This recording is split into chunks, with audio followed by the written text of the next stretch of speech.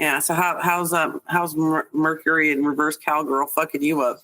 Unnecessarily unpleasant, smug, condescending, two mean blondes, two mean blondes. Oh my God. Well, let's see. There was my kitchen sink exploding. Oh, that's right. I just sent you the video of that. Yeah. He's come back to fix like the actual cabinet. Because he's like, I'm not gonna get it. I dried it up as best as I could, and I've been like, I don't know, I was doing a bunch of simmer pots. My house doesn't smell, so at least there's that. Was it still leaking in the garage, or was it just from that one? From the initial explosion. Yeah, after that's good. But speaking of plumbing. Oh God. I didn't mean to tear it back from you, but I had it. Did I tell you that he had plugged up the tub? Yes. And that I had to take a shower. Yes. And I had to take a shower at my mom's on Thanksgiving after all the cooking and sweating. Did I tell you that he fixed it? Oh, I think I might have posted about it. I think I might have posted about it. Okay. So we had to go get a new bathtub drain plug.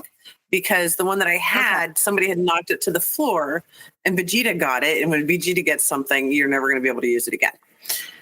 So, and he was like, I know your baths are important to you. So let's go, So we went and we got a new drain plug and I got a new hair trap because everybody in this house got long hair. And yeah, that's always a problem. Me. Right. And I'm like, I'm done pulling y'all's hair out of the drain. It's disgusting. Just do this and get rid of it. Don't make me do this anymore. So he's in the bathroom and he is going, I don't remember exactly what he was doing other than, brief aside, I don't want to embarrass people, but somebody has been doing the thing in my shower that I said specifically on Threads. Don't ever do this in the shower. Oh, yeah. So anybody that follows me might remember that because that was my first big post. And a lot of people were very angry at being told not to wee in the shower.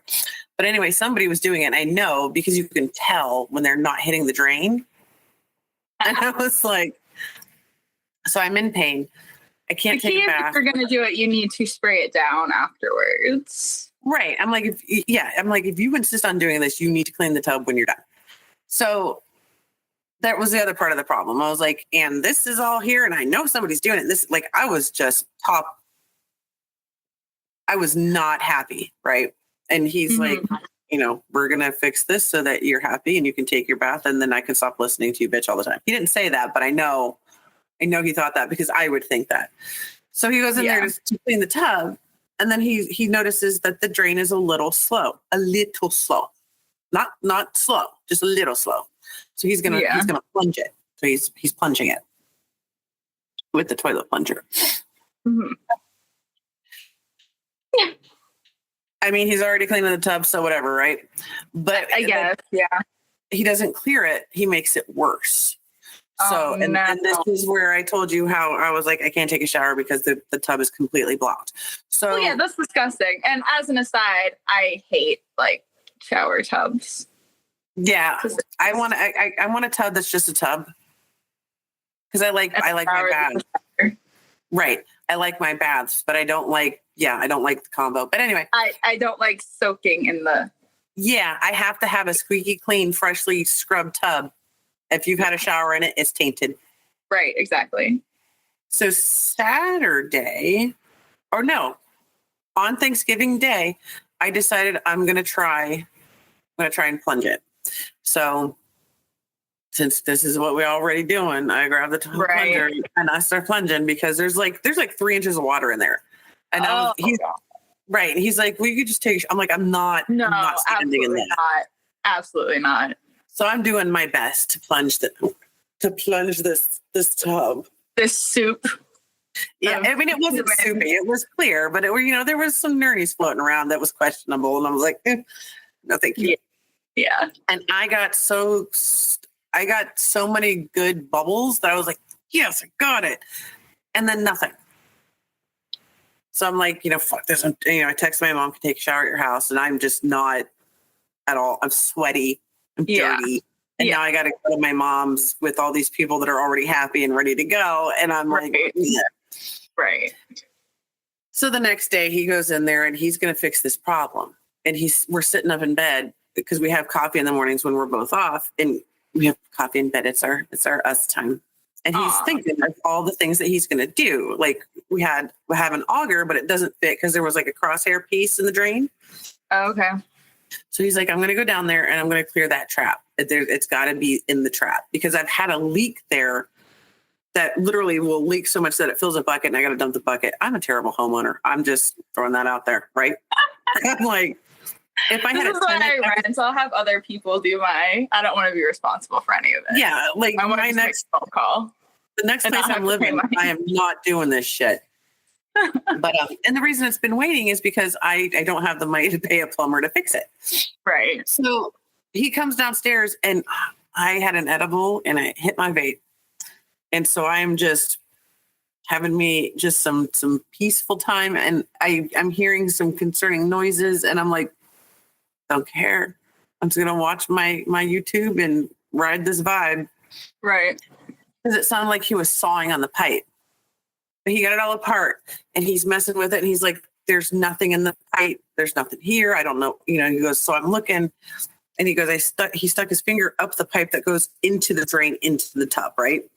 He goes, I couldn't see anything. And I stuck my finger up there and it stopped. There was something blocking the way. So when I bought the house, there were a few things that weren't connected, but they were still installed. So like the ceiling exhaust in the bathroom was just for looks. It didn't actually, it wasn't actually connected to anything. Like it didn't actually exhaust. Oh God. The exhaust fan over my stove is not exhausted anywhere. It's just a fan. And so I assumed that the drain plug handle on that cover for the overflow was not connected to anything because it didn't work. Well, apparently, sometime before I moved in the house, that plug disconnected from the handle. And that's when he saw that it was a little slow and he plunged it, he completely closed the drain. And we had no way. When I changed it, because I had the faucet was corroded and so was the overflow cover. So I replaced them both and the new overflow cover didn't have a handle. So he just assumed we didn't have no, we do. And he took the old cover off so he could pull the plug up and out of the pipe. And now not only is the drain clear, I'm not leaking in the bucket. Well, that's good. So apparently Mercury in retrograde is good for him, not for me. What's his sign? He's the Gemini. He's the first day of Gemini. Oh, I don't know. Right, which is like, I'm like, that's not all right, good, cool. Thank you, honey. So that was that crisis. But definitely, I didn't have to deal with, was it Timu Gimli? Oh, God, yeah. He needs to stop coming around. He's not gonna. What are the odds that maybe he's sabotaging your stuff just so he can pay you a visit? That is exactly what is happening. What are you talking about? It's gotta be. It's gotta be. He's like, I'm just gonna fuck this up, and then she'll have to call, and then Dad will send me back out. My dad. Well, he already has to come back to repair the cabinet, so yeah. He drove by earlier, and I was like, "Oh shit, you better not be coming up on me like unannounced." But no, he was at the neighbors doing something for them, and then he was gone like 5 minutes. I mean, their whole porch fell off, so it's not like you're dealing with like the top tier of craftsmanship. But yeah. Oh, but he'll go on and on about how he's like certified, blah blah blah, and he's gonna have all this money one day when his father dies. Like, what the fuck, man? Like. I mean, if you got to wait for your dad to die before you get any money, what are you doing with your life? And then you're telling me about how you're kicking your wife out and you're like divorcing her. Yeah. And like you're trying to get sympathy. Like, why do they think, A, why do they think that's sexy? 2, why do they think that's going to work? Because there are some women that it works on, and I still don't know why, other than the like fact the that widow women, hoppers. yeah, You know about them. Yeah, They're like the little biddies that hang around the funerals. Yep, because they're just hopping right on in there. He was such a nice man. Let me just slip in. Let me get him a casserole. Oh my God. Hope he doesn't find out about my sciatica. Dad, make him some funeral potatoes.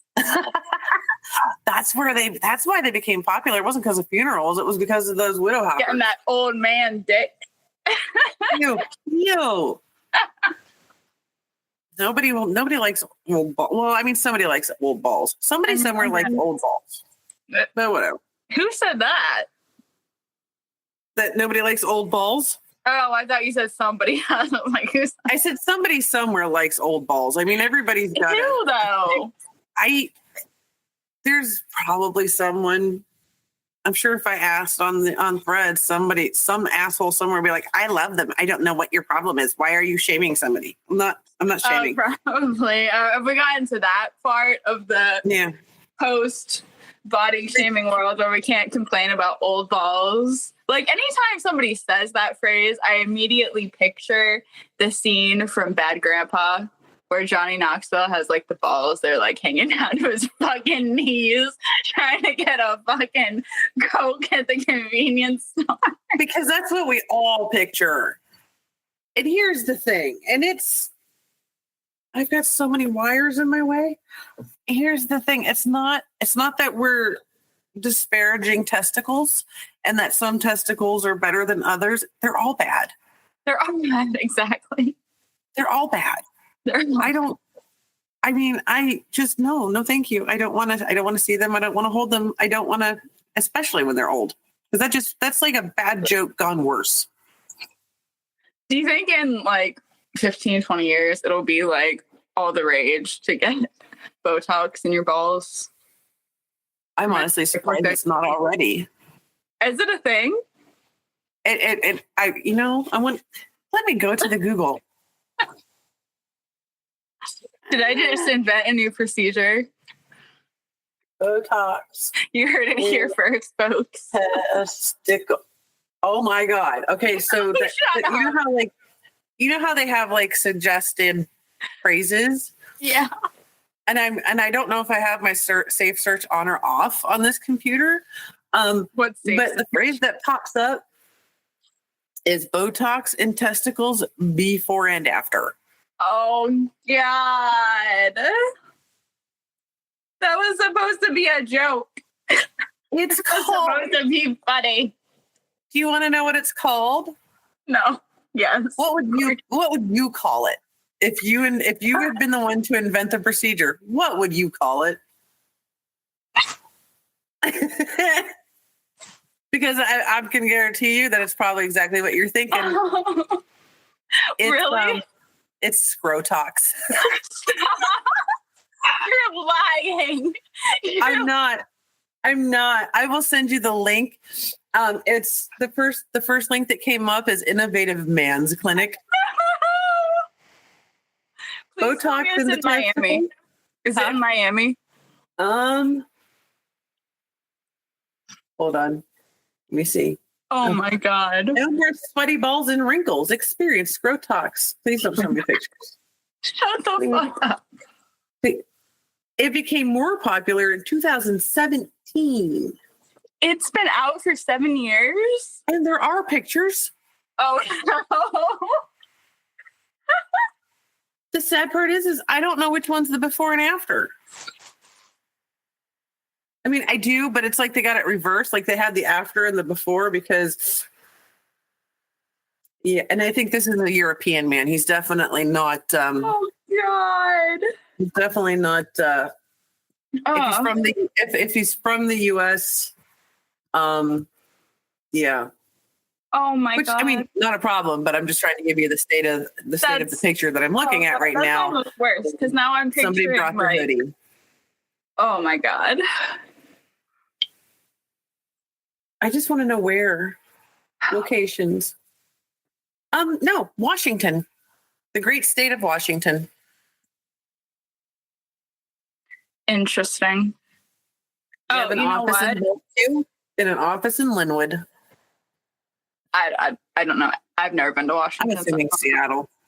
Okay. But yeah. Do I know what? I'm going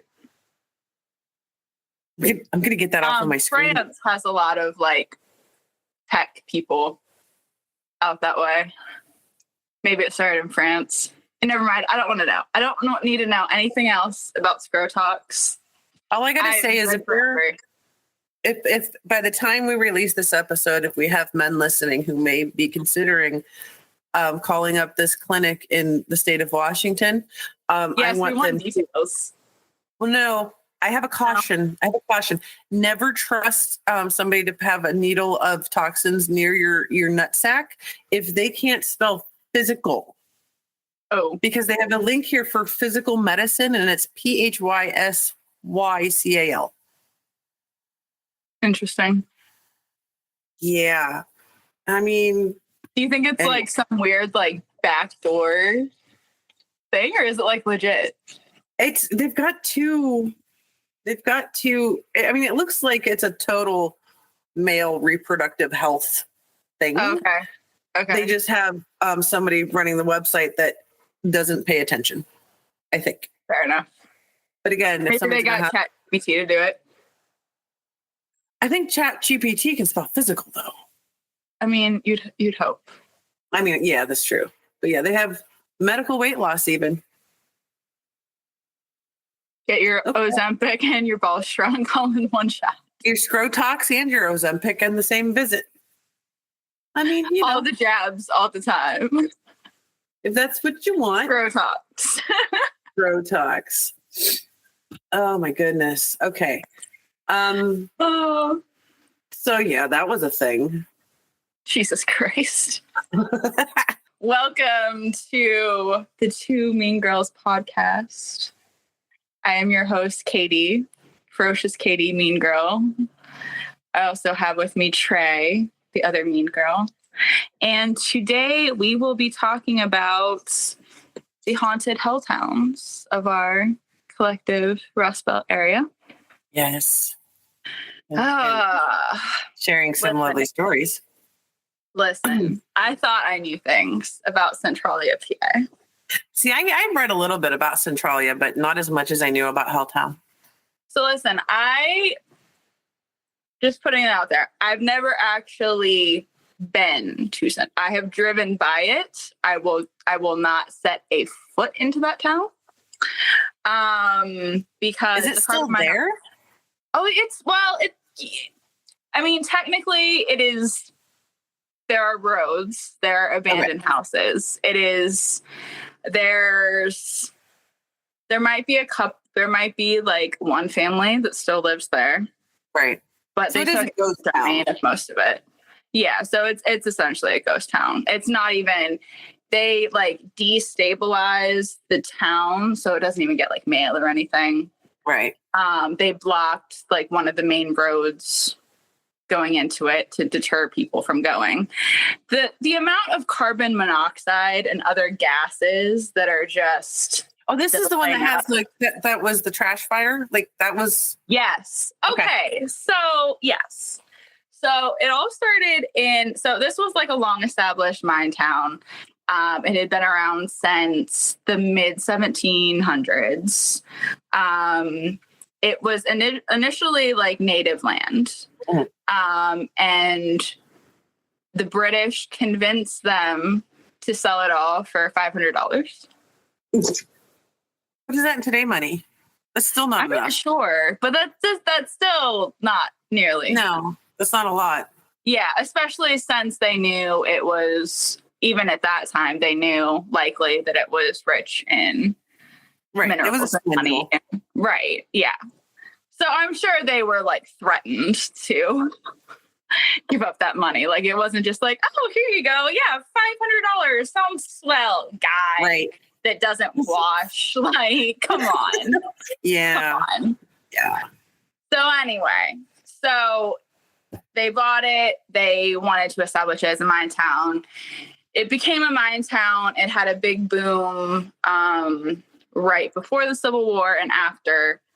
But side note, have you ever heard of the Molly Maguires?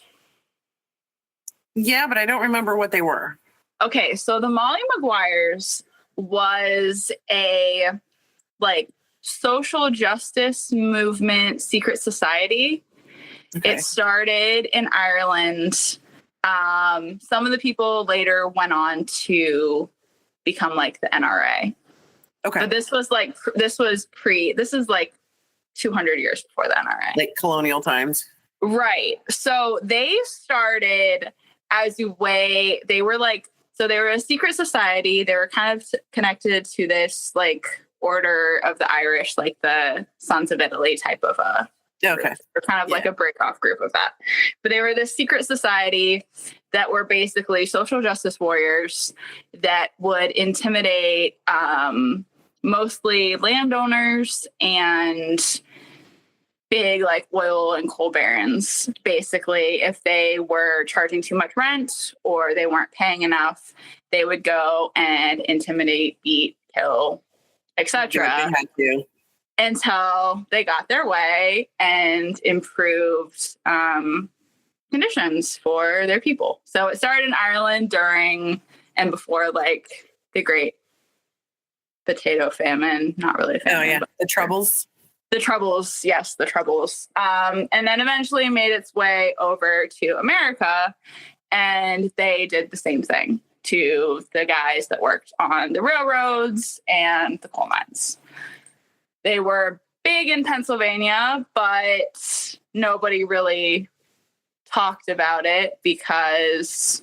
or at least like we don't really have like good records of how many people were actually in the Molly Maguires. We think some historians think was incredibly widespread, but they don't know for sure because people knew not to talk because the poor people agreed with their version of retribution justice. Well, I'm sure some people somewhere lied about being a part of it too.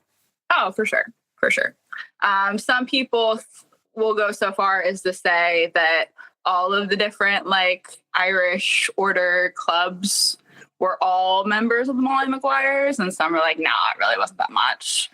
Everybody's a Mason.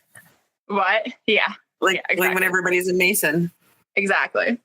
So the town of Centralia during this time of the boom of the oil of the coal mines,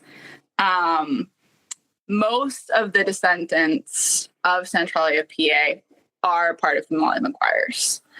Oh. And in Centralia in the late 1870s was kind of the official disbandment of the Molly Maguires because like 30 of their members in Centralia were all like put to death for being responsible for a bunch of murders for these different landlords and coal barons and oil barons and railroad barons of like that area. That's great. Right. So then fast forward to 1962. So like that's their history. Like it's always been fucked up and like it's a bloody history. A lot of drama and a lot of bloodshed and just a lot of Irish people and indigenous peoples getting just completely fucked over in that town. So then fast forward to 1962. They have a landfill. And the landfill was supposed to, so I guess because of all the coal mines, and there was also like sinkholes and other issues, like foundational issues, because they just weren't on top of their coding, because, you know, it's the Commonwealth of Pennsylvania, like what is on top of its coding and proper regulations. Like, let's be real here.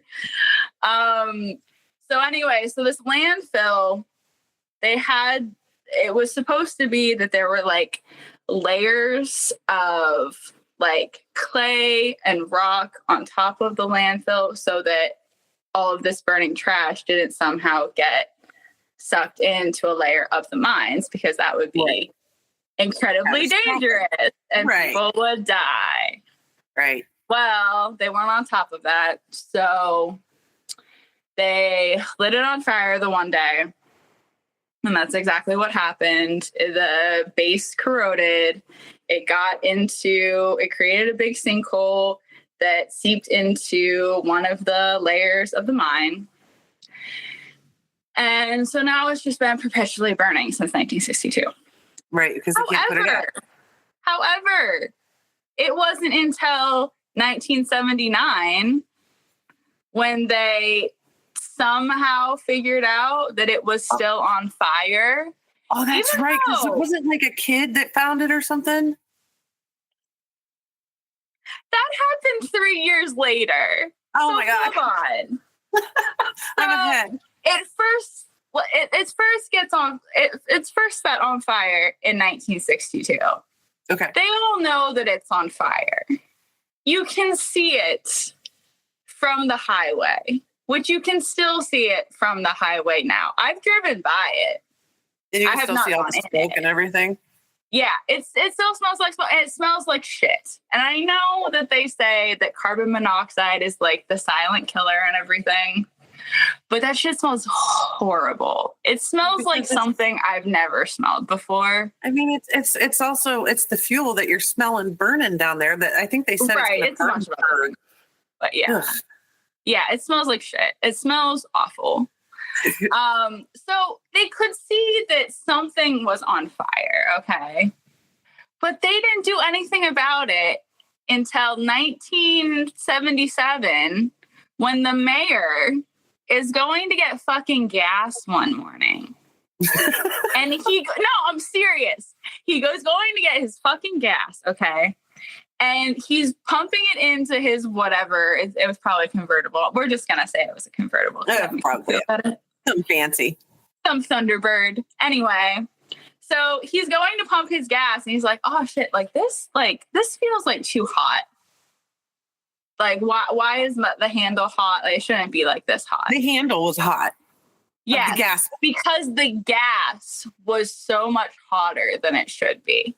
And gas the gas was the gas from the ground was so hot. It was burning people's hands, and it took them 17 years to figure this out. Oh my God. So the mayor's like, oh, well, this is fucked up. He takes the thermometer from the front of his car, by the dipstick, to test how hot his gas was. He's pouring it out and testing to see how hot it is. He's like, oh, this is messed up. Better call my guys down at fucking Harrisburg.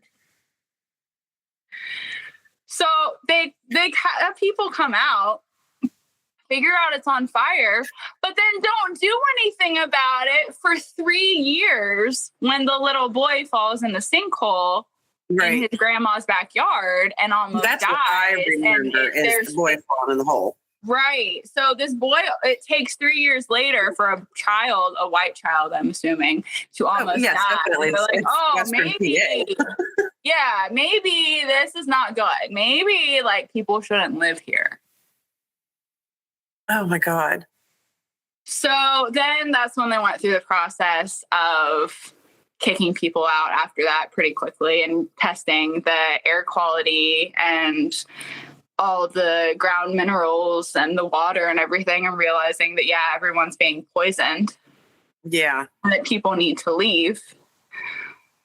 So they kicked people out. And just as an aside, the governor at that time was Bob Casey.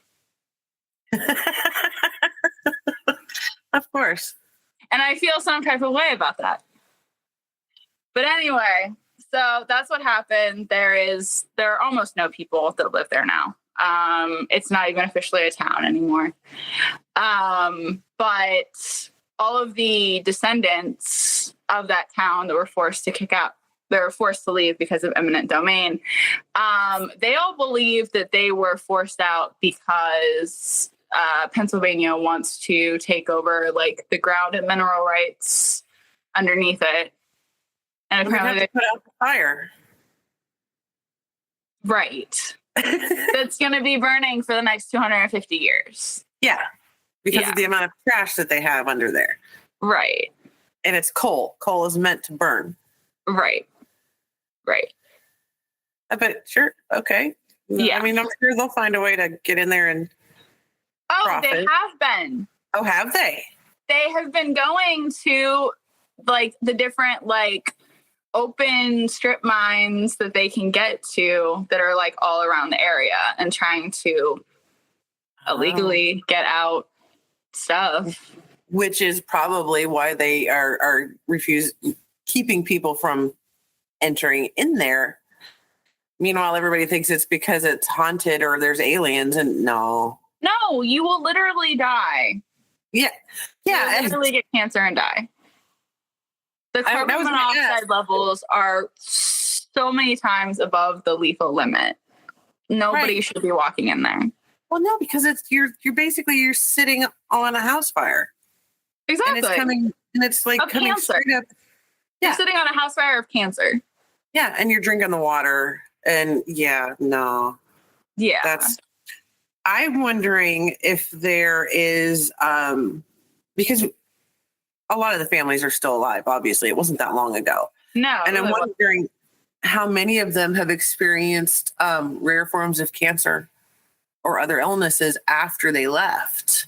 Right. Because I'm sure there's got to be some sort of correlation. I mean, and people still live in there. Well, yeah, because there were still people living there up until like the mid 2000s. Yeah. Like they started kicking them out in the mid 80s. Right. But it was an almost 20-year process to get them all out because they fought it every single way. Like, oh, you want to frack here? It's on fire. Like, they can't frack now. Like, it's going to be 300 years. It'll be Elon's great moon. Oh, God, yeah. Did they like buy the homes from the families or give them any type of monetary compensation for? Yeah, so they like by law they had to give them something. I couldn't find anything disclosing the amount, but it probably wasn't that much because that's a lot of families you got to pay off. Well, yeah, and I was actually back right around when Riley was born. We were living in an apartment complex that was right up against the river and it kept flooding. And eventually they did a similar thing with like eminent domain. Yeah. They didn't tell us that much. Yeah, no, they don't. No. They don't. Because they have to basically, it's a token amount. It's a here, see, we did the good thing. Now get out of our house. Exactly. Yeah. Now, in that particular case, it's not like they're giving you market value for. Oh, yeah, no, absolutely not. It's a fraction. Yeah. Well, I mean, we've seen it. Like there was, I want to say when I was a kid, my dad used to show me this house that was like the last building standing in the way of this expansion to the freeway. Mm-hmm. And they were refusing to leave until they got their money's worth because it was like a family homestead or a family farm or whatever. And they're gone now. I don't know how much they got, but I know it had gone to court because they were like, no, this is where we make our money because it was a working farm. And there was something I'm not sure if it was something in the law that protected them for a certain amount of time or what it was, but it was like, we'll build it around you. We don't care. Right. And if you build it around you, you're going to lose farmland, that kind of thing. Like there was a standoff there, and it's kind of shitty how the government can just be like, we want your house. We want your land. Right. There's $50. They can just do it. And people don't, think that it's just, we don't own anything. Exactly. We don't own, like, as long as you're paying taxes on something, you don't own it. Right. And there are places in the U.S. that are protected from eminent domain, but nobody wants to live there. Hi, Montana. No thanks. Right. So not with your 40% unemployment rate. Right. Because there's no people, so there's no jobs. Right. So I guess then, I don't know. Did you have more to add on that, or do you want to move into? No, I mean that was about it. I just thought it was interesting that Bob Casey was the governor when this was all going down, and they handled it so incredibly terribly. Well, I mean, kind of smacks. I mean, it walks. And just the history of the people that had lived there for hundreds of years. It was just like, how many times can we get fucked over by the government? Right. Well, and I didn't realize that they had the Molly McGuires, and basically organized crime is what it was. Right. It was like Peaky Blinders meets Robin Hood, AKA American Appalachia style. Oh my God, yes. Okay. So a quick fact update. I said the Troubles when you were talking about the potato famine. Yeah. The Troubles completely different. That was the IRA in London and all that shit. Oh, see, that was the 60s to the 90s. It wasn't even that. It was the Protestants and the Catholics. That's what it was. Okay. Yeah. So, okay. But moving on. Where's my mouse? Okay. So I had a couple of things pulled up because I like to have reference points. And I like how the theme of this show we thought would be like haunted places. It's not. It's not even abandoned towns. It's more along the lines of eminent domain. Well, and the interesting thing though is it's considered in so many people's mind as a haunted town because there have been so many books that were written on it. Used like the place of hell and Silent Hill, but it's well, and it's government not taking care of ultimately. Yeah, that's what it is, and it speaks to this human condition of if they won't let me see it, and they won't let me near it, and they won't let me in it. There's must be a reason, and it's got to be demons, right? So, and people who know me know how I feel about demons. They don't exist, but anyway. So going to everybody that has heard about Centralia definitely has heard about Helltown. And I'm going to bet my money on that because there are a lot of people that know of Helltown, but don't know about Centralia, PA. Mm-hmm. So Helltown, Ohio is actually in between two towns. So there used to be a town in Ohio. Like if anybody does it, I'm going to stutter a lot. This is the Neurodivergent podcast. Anybody that goes skiing in the tri-state area has heard of Boston Mills, which is a ski resort in Ohio. Yeah. And it's in an area of Ohio. It's about an hour, I would say 2 hours west of the PA border, which really, it's kind of central. Okay. About 45 minutes west of Akron. Okay. And I only know this because Mr. Him lived in Medina when we were before he moved in here. So I would drive from my town to his town like 3 nights a week. And it's an hour drive. So I would drive from his house to work, which was an hour no matter where I worked. I was like, someone's got to fucking give here. So now he moved here and he drives an hour to work. And I'm like, that's fair. But I like to take back roads. I don't like to drive the highway if I don't have to because I enjoy the drive. I like to be able to kind of dissociate while I'm driving and not worry about traffic. I'm the same way. Right. And there is between Medina and I would say Canton, I think. There's like some small towns, some very picturesque small towns, like straight out of storybooks and movies. There's Peninsula. And it's not on a peninsula. It's in the middle of the state. Like, I don't know. We don't know things here. Is it by a lake at least? Possibly. Okay. But I don't believe it's like into the lake like a peninsula would be. Who am I? I mean, I live near Ohio. It's hell anyway, the whole state. Right. I live near a non-town town called Center of the World. That's literally what it's called. It's Center of the World. So now everybody knows about where I live. You're welcome.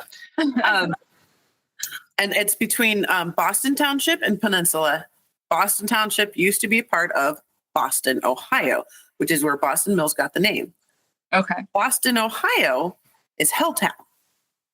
Now, it's not the locals that named it this. It's the urban explorers and the paranormal enthusiasts and all these people.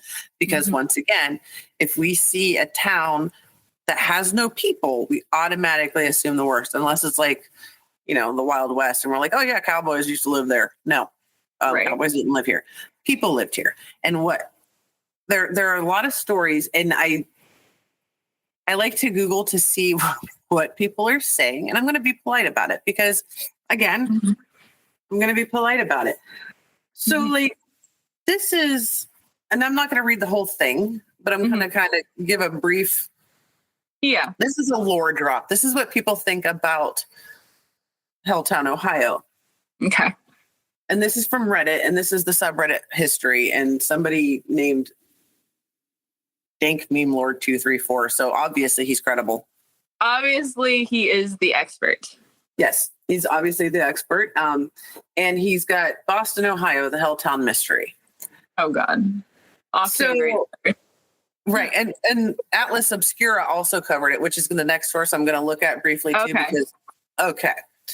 So the extreme folklore surrounding the region formerly known as Boston, Ohio is ironic, since the only verifiable legend about the town is that it is deserted for a very frighteningly tragic reason. I need some water. Oh God. Dramatic pause. Frightening, dramatic.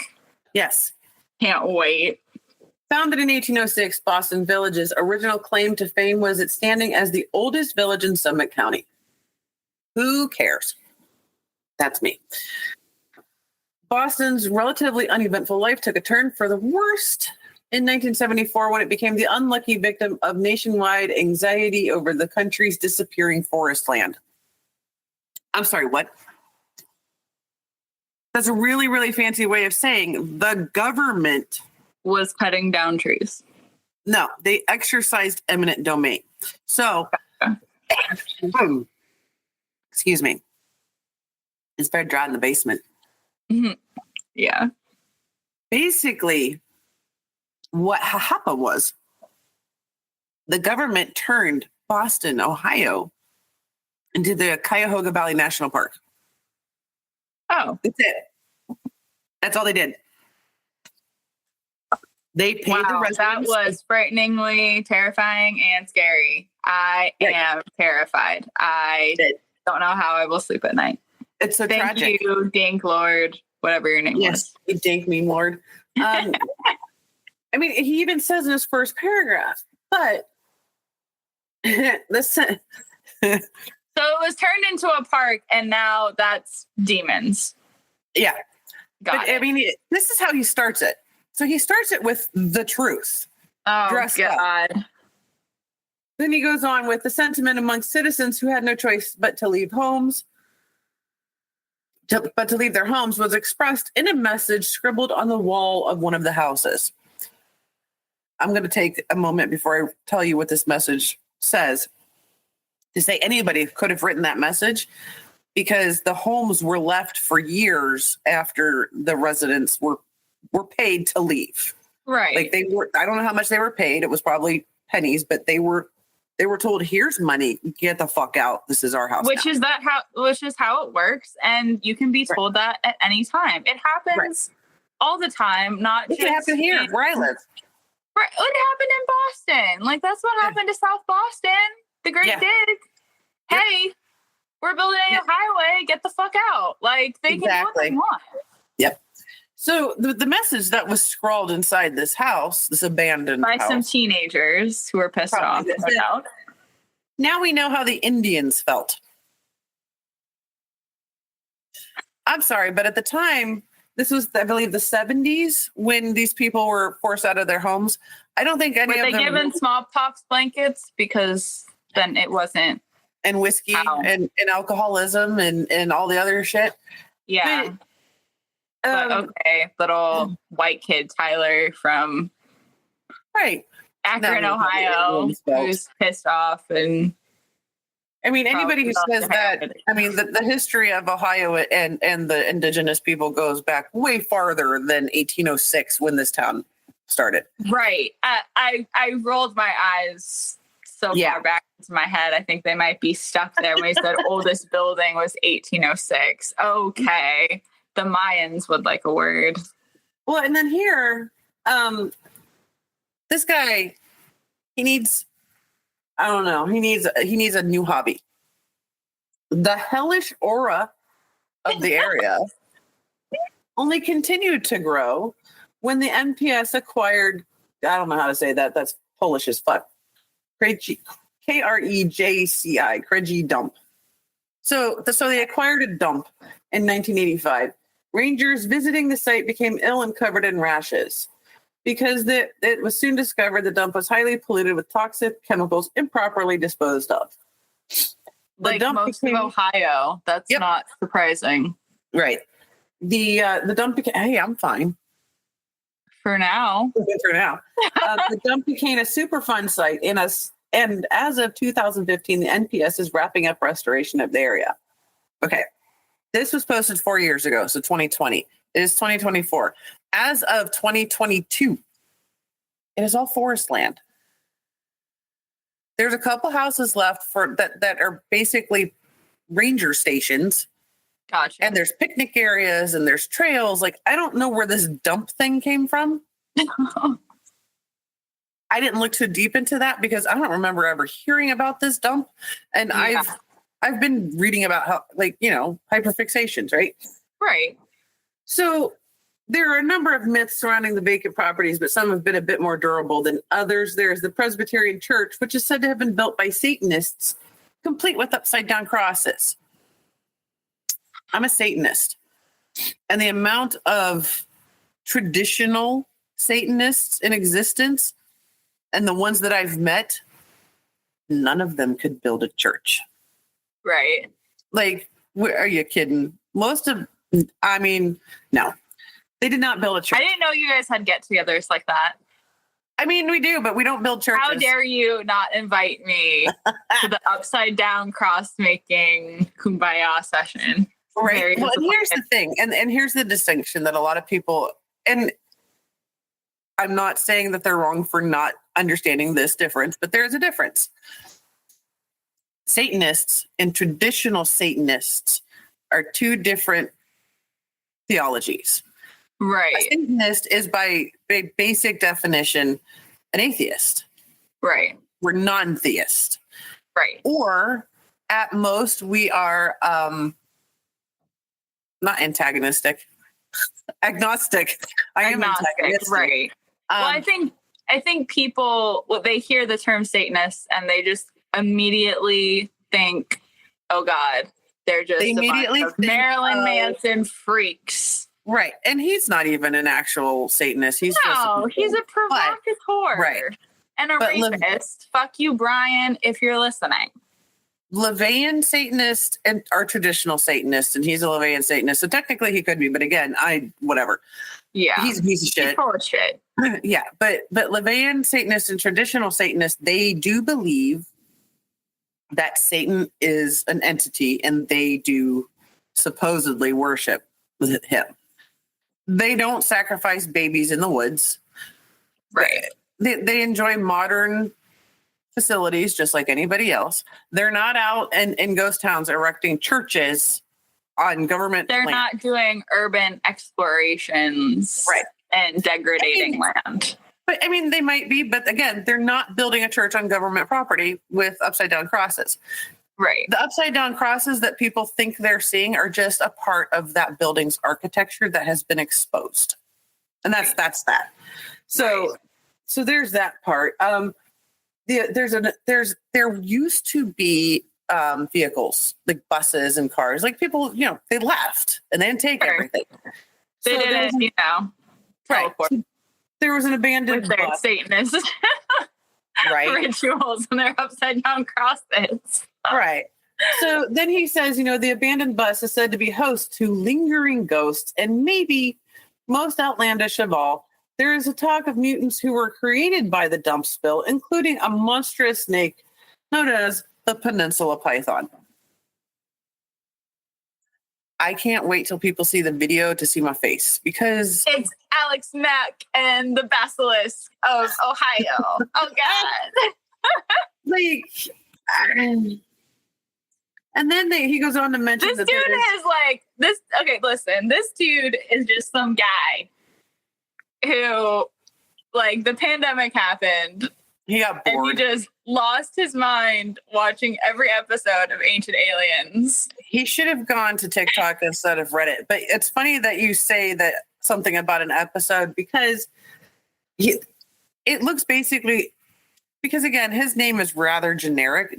Dave Meme Lord 234.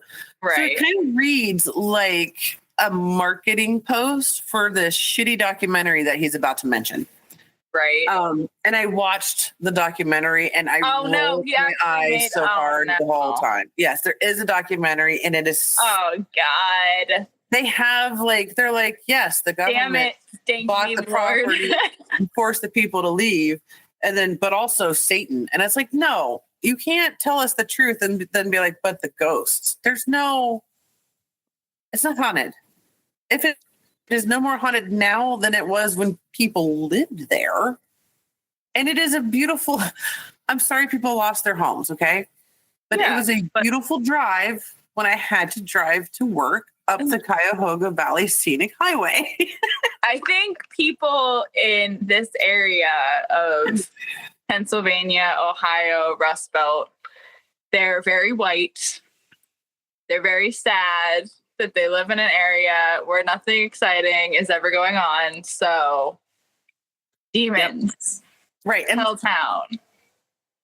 Make my shitty town more exciting. Call it the road to nowhere. Right. Yeah. But, yeah, and even the Atlas Obscura, it starts off with, he just copied and pasted from Atlas Obscura. What a motherfucker. Okay, so thank you, Lord, letting us down. Right. So he missed the update at the end of the article when he reposted it, because the article was written in 2015. He reposted it in, oh God, server error. Fuck you. 5 years ago. So in 2019 is when he reposted it, but it was updated in 2016 to say there's no more houses. Like they cleaned everything out as of 2016. Right. It's all parkland, and you would never know that there was ever a town there. You wouldn't know. There are some houses there, but people live in them, or they are ranger stations. It's a gorgeous park. I suggest anybody go there and walk the trails that are there for you to walk on. Yeah. And stay on the trails because it's a forest. Right. like there's furry woodland creatures around there, and some of them might want to bite you. It's not Satan. And it's nobody's random grandma wandering around in the woods because she thinks she's in the kitchen. Jesus. So when did the people start calling it Helltown? Like, how did that start? You know, it's always been called that for as long as I've been alive. So, wow. It wasn't that long ago. I want to say it was the 70s when they started kicking everybody out, because it seems like that's what they did in the 70s, is they just went around the country kicking people out of towns. Putting acid in the water supply, trying to figure out a truth serum. Right. For a wild time. 1974 is when President Ford ordered the evacuation of Boston, Ohio. Okay. Yeah, and there was a documentary around 2016, 2017 that is bullshit. And there are still YouTubers around that are trying to go places like Centralia and Helltown, and I just wish they'd stop. Yeah, because you're not doing anything. You're not doing anything. You're not finding anything, and you're just annoying people. Exactly. Mostly the people that are in the area that are like, "What are you doing?" Right. And the places that are actually haunted, you should probably stop going there too, because there are good and terrible reasons for why those places are actually haunted. Yeah, stop exploiting you're somebody else's tragedy. You're messing with disturbed souls. You're Messing with stuff you shouldn't be messing with. Either you're going to get cancer or...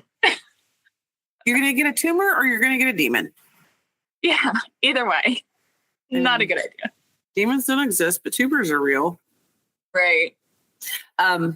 So yeah, there's also just a quick aside. We have in Cleveland there is the Lakeview Cemetery, which is a big deal in Cleveland. Like it's a tourist thing. Okay. Kind of like the cemetery in New Orleans, but I can't remember the name of right now. Like we get tourists, and it's a gorgeous. Yeah. It's a gorgeous place to visit. It really is, because there are a lot of really cool monuments and gravestones, and you have the Hazerat angel that everybody is like, oh, she cries and her eyes bleed, and if you touch her, you die. And it's like, like the weeping angels from Dr. Who. Kind of. I've been there. I've taken her picture. I mean, it's a gorgeous monument to the Hazerat family. Mm-hmm. But there is a dam. I can't remember if it's on the lake or if it's on the river. It's Lakeview, so it's on the lake. I don't remember what lake, but there's a dam there. Okay. And there are fences and whatnot so that you don't go to the dam. You don't walk across the dam. It's government property. Okay. I was in a Facebook group and there was this woman from the area who was talking about how she doesn't know what's going on at the dam, but whatever it is, it's not good. And I went, excuse me? What is your basis for this assumption? Vibe, man. Right. She's like, well, I was at the park and I saw the dam, and it's very easy to see because the it's like rolling hills. Okay. So like you get an elevated spot, you can see it. It's right there. Okay. And she said she was trying to make her way to the dam, and she was stopped by security guards and forced to come back. And I said, yeah, because you're not allowed over there. Well, and then the argument became where I'm saying it's government property. That's why you're not allowed over there. And she said, well, we own the government, therefore it's our property. And I'm like, that's not. Oh, no. One of those not how that works. Is that one of those, what do they call themselves? Like sovereign citizens? Oh, the sovereign citizens? Yeah. Yeah. No, I don't think she was that with it. I think she was just aware enough of words to say. She read a book once. Right. She read a book once where she's like, it's public property, therefore I can go there and do what I want. I am the public, therefore it is my property. Right. I pay taxes, so I can go here. No, honey, no, you can't. Oh my God. Yeah, the dam in the Lakeview Cemetery is nothing special either. And I'm here for ruining everybody's fantasies about things like that. Yeah. Moundsville prison is haunted, and I'll stand by that. But yeah, the cemetery. Yeah, there's a few. There's a old, an abandoned, like mental hospital. That's not too far from where I used to live. That place is haunted.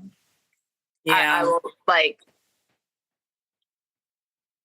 but a lot of horrific things happen there, and a lot of people were tortured and had lobotomies. And I mean, well, and a lot of times it's not so much that it's like these ghosts know you're here. It's just that occasion is stuck bad energy lingers. It was so bad that now that it's there for good, And sometimes it's just something like I live in a house that's only that was built by the people that died in it. Like, years later, they died years later. Right. And it was built in 1959, and he passed away in like 2012. Like, I bought the house and then he passed away.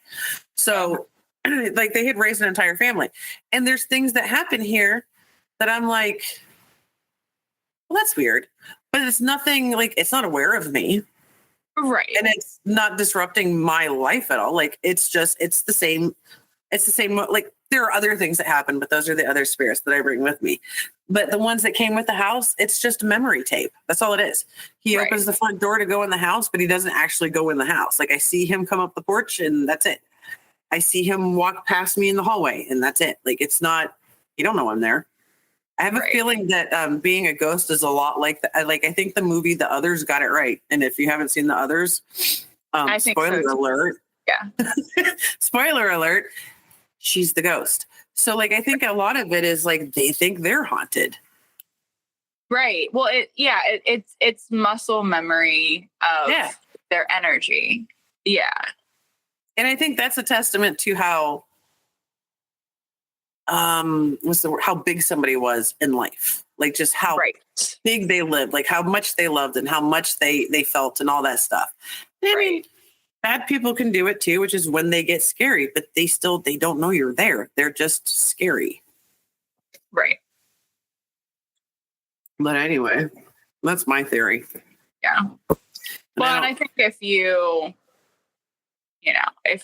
knew the person that passed and like, you know that it's that, it doesn't make it like, you know what I mean? Like when you know, it's like, oh, well, that's just Pap and he's fine because that's just George. Good memories of them. And it's just, Yeah. But, it's when you're purposely going to places where you know bad things have happened and you want to trying do some fuck shit. Yeah. That's when it's a problem. Yeah. Like if you're going to observe, that's one thing. Because if you're going to antagonize when you know. Yeah. Oh, your camera disappeared. Oh. Uh-oh. It's just T-Mobile fucking us again. Oh, did your screen go to sleep? Yeah. Well, like when we went to Moundsville, I was with my ex-husband. And he's Korean American. And we went into, and this is relevant because we went into the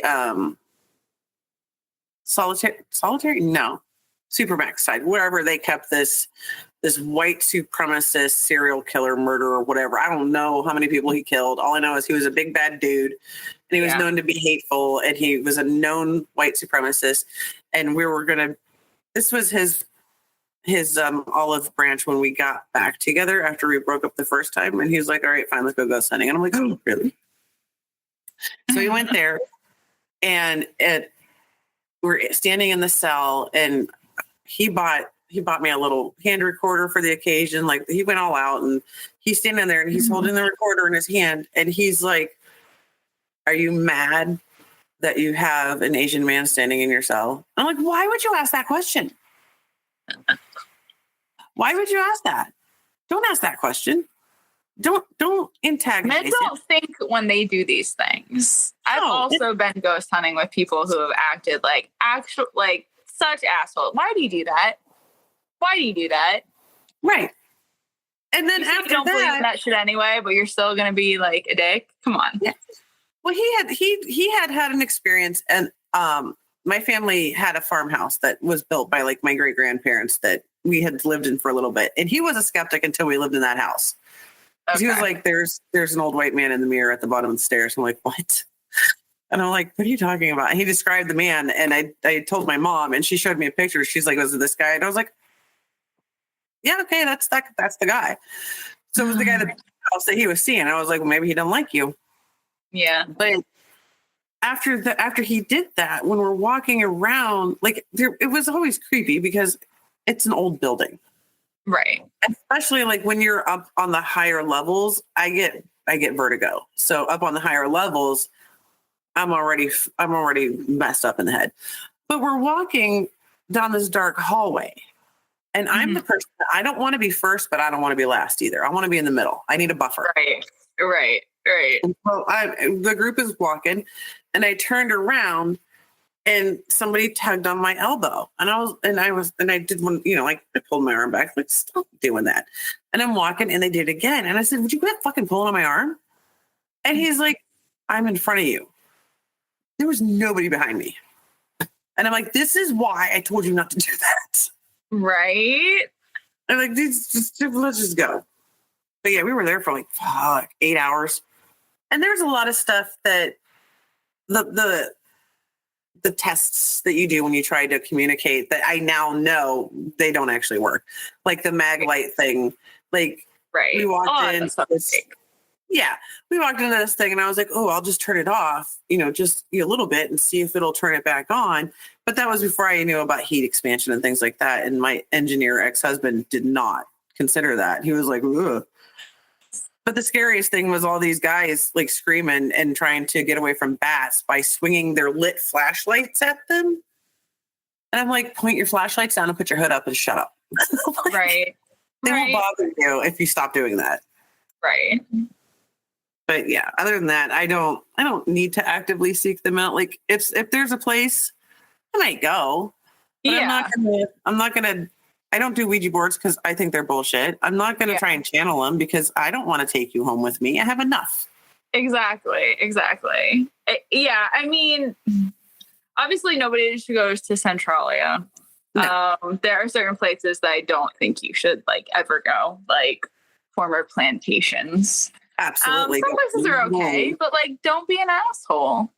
Don't try to like communicate with something that you don't know what you're actually communicating with. Right. And maybe they don't want to talk to you. Maybe they want to be left alone. Maybe they just want to be a quiet observer of what you're doing. Right. Like I used to be a huge skeptic, and then there were a couple houses that I lived in Massachusetts and here where, I mean, sometimes things happen and you're like, I don't know. There's things that happen that I cannot explain. There are things that my kids have said to me that there is no way of explaining except that maybe ghosts are real. That's all I can say. Yeah.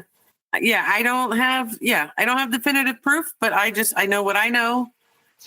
Yeah. And I know that I was like of sound mind. I wasn't hallucinating. Like, right. And I'm not gonna mess with somebody. I'm not messing with somebody's crotchety old grandpa either. That's your problem. Yeah. So. And don't go to mass graves. No. God, no. Don't do that. What? Don't be like a young lady who is not being smart that one time on Devil's Night. But we learned our lesson, didn't we? Yeah. And we never go to mass graves. Yeah. Well, I don't go to abandoned houses. I mean, I didn't go to Helltown, but there's, I live in a very depressed area of the state.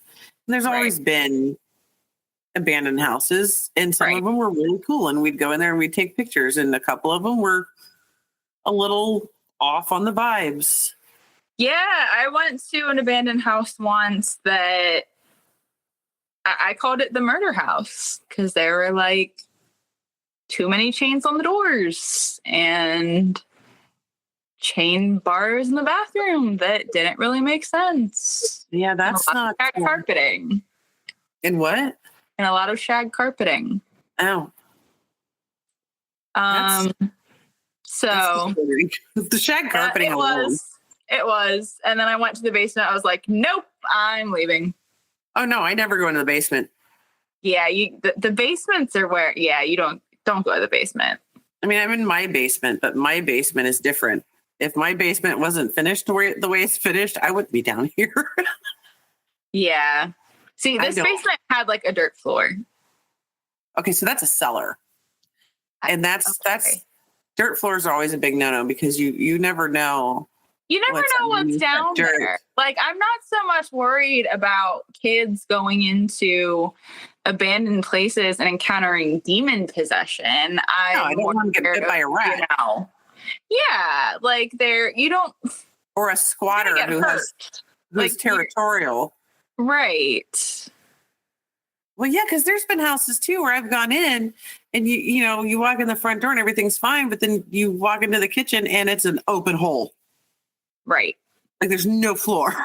Right. Like, okay. Yeah. Right. Yeah. All right. So the lessons here are stay out of Helltown, stay out of Centralia, and stay out of fucking abandoned houses. Stop downloading these little urban geolocation apps that give you like a randomized abandoned area and then record it for a TikTok live for a fake internet clout and then break your leg because you fall through a ceiling like the robbers in Home Alone 2. Oh my God. Yeah, no. Especially in older houses. It's more booby traps that I'm concerned about. Oh yeah. And then you're in these places if that somebody have puts that location on there, you know they've booby trapped it somehow. Right. Like let's not do this. No, I'm not. And I'm far too valuable as a person to go falling through the whole. People need me. People need me, whether they know it or not. All right, so I think this is a good place to wrap it up. Yeah. We're gonna get the social medias going for Two Mean Blondes, and we're gonna get the fancy artwork and the fancy posting and TikToks and everything up there. And give us money and tell us we're cute. Yes, especially that last part. That's 3 things. That's not hard. It's really not. It's the least they can do, really. All right. Follow and subscribe to whatever we tell you to. Give us money when we tell you to. Yes, give us money. Tell us we're pretty when we tell you to. Or we'll be mean. Unnecessarily unpleasant, smug, condescending.